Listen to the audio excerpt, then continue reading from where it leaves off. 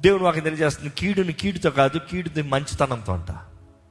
కీడుని కీడుతో ఎదిరించకూడదంట. Overcome evil by doing good.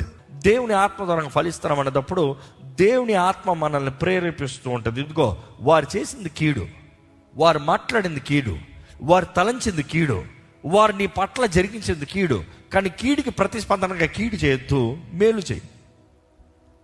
In other words Bible says do good or do nothing. ఒకటి మేలు చేయి, లేకపోతే ఏం చేయొద్దు, కీడు మాత్రం చేయొద్దు. ఈరోజు చాలామంది మేలు చేస్తాం ఆపి కీడు చేస్తున్నారు.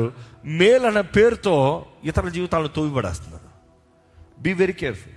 స్వార్థ మనుషుడు, స్వార్థ బుద్ధి కలిగినవాడు స్వార్థానికి ఇతరులను దోచుకుంటాడంట. వారు స్వార్థానికి ఇతరులను దోచుకుంటాడంట. దోచుకోలేని పరిస్థితి వచ్చిందా వారి గురించి కుట్రలో అన్యాయంగా మాట్లాడతారంట. You see, that is the human nature, పడిపోయిన ఆదామ స్వభావం. కానీ దేవుని బిడ్డలమైన మీరు మీ జీవితాలను జాగ్రత్తగా పరిశుద్ధంగా కాపాడుకోవాలండి.